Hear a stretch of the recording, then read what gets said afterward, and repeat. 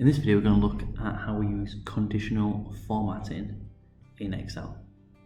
So conditional formatting is where you can set some rules in your spreadsheet and it will highlight data in a certain way. It'll format how it looks based on what's actually in the cells. And there's a bunch of things we can do.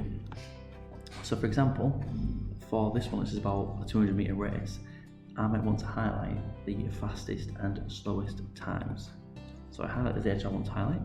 I go to conditional formatting and you can see I've got highlight cell rules. So you've got various rules you can make. You can make up your own rules or you can use the preset ones. So here I could say I want for the fastest, I want the bottom 10 items. Now I can say I want the bottom one, so the smallest number, that I want to fill in with green for the fastest. And I want to do the top one with red.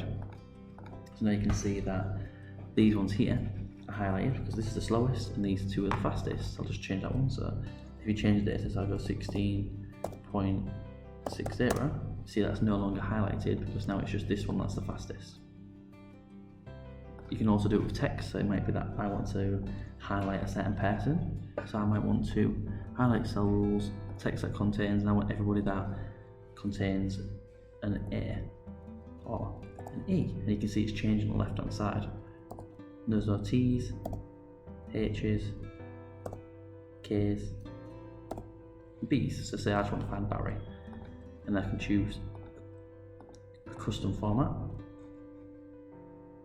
So I could say I want it to be orange with double underlined, and I want to fill it in purple. And you see it applies that custom format for that. So if I just go back onto conditional formatting, you can have greater than a certain number, less than a certain number, between two values, a special date. If you've got multiples of the same one, so duplicates.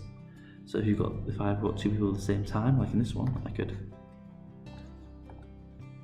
highlight cell rules, duplicate values.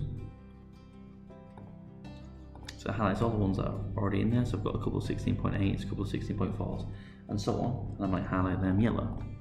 It highlights duplicates.